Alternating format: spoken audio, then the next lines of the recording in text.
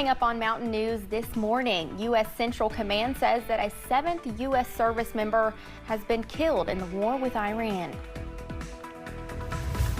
And Governor Andy Beshear spoke about the U.S. military's involvement in Iran during a campaign event in New Hampshire this weekend. Dedicated to Eastern and Southern Kentucky, this is WYMT Mountain News This Morning. Welcome to Mountain News This Morning. I'm McKinley Calandrino, live with you on air this Monday, March 9th.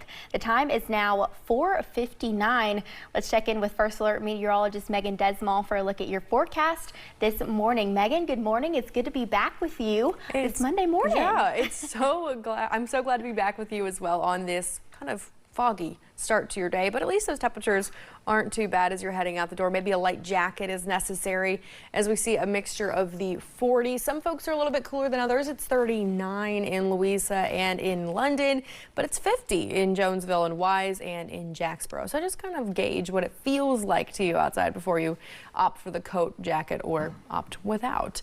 As we head temperatures in the afternoon, though, it's pretty clear you're not going to need a jacket because we're talking 70s once again in that forecast, with some folks even getting into the upper 70s. 77 is that forecast high for Williamsburg, Manchester, and in Pikeville. As I mentioned, though, we are also watching that fog, especially for our far southern counties. We do have a dense fog advisory in place for Campbell and Claiborne County, Tennessee, so it's something that you should be aware of as you are heading out the door. Maybe add some extra time in your routine just in case. Good news, though, is that we are nice and dry outside. Not even looking at a drop of water on satellite and radar, and that's kind of what we're going to be looking at for today. Relatively dry with partly cloudy skies. So here's a look at that 12-hour forecast for you. Warming up with plenty of sunshine by the afternoon. McKinley. All right, thank you, Megan. New this morning, firefighters in London are at the scene of an apartment fire near Spring Street. The London Fire Department says the fire was contained to one apartment and crews were able to rescue one person from the building. Emergency crews are still working at the scene and drivers are being asked to avoid the area so firefighters have room to operate. It's not clear yet what caused the fire or if anyone was injured. We'll continue to follow this story and bring you any updates. U.S. Central Command says that a 7th U.S. service member has been killed in the war with Iran.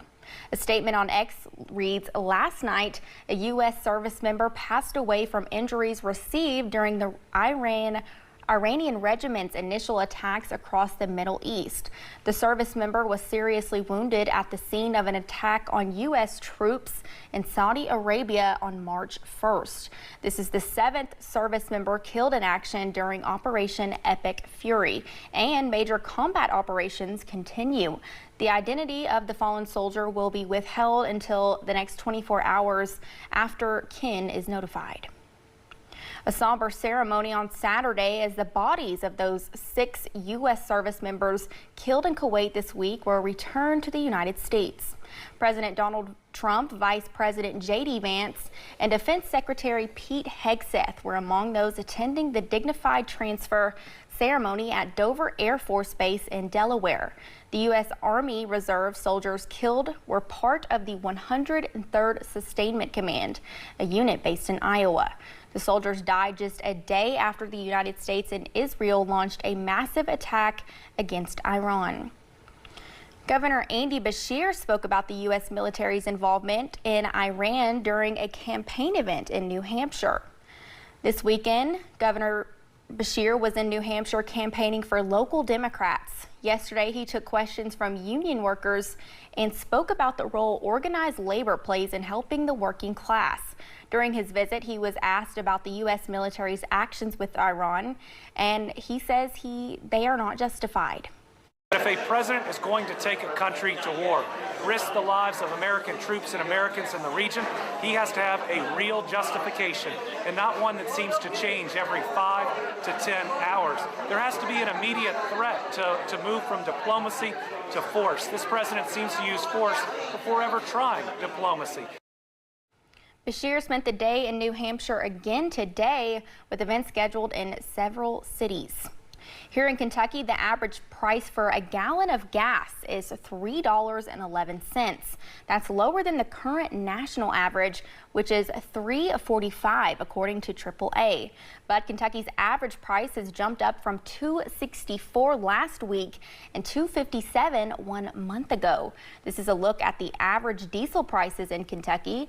The current average is $4.31, up from $3.44 last week and $3.31 a month ago.